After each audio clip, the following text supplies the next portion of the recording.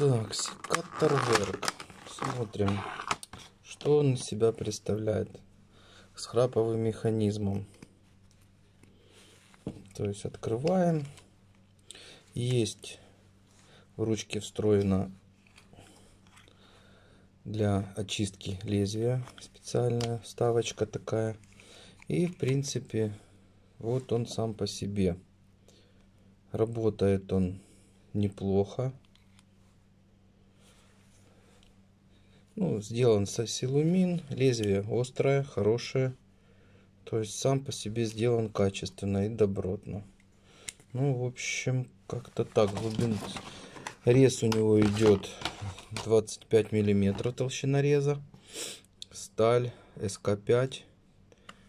В общем, неплохой китайский секатор за свою цену.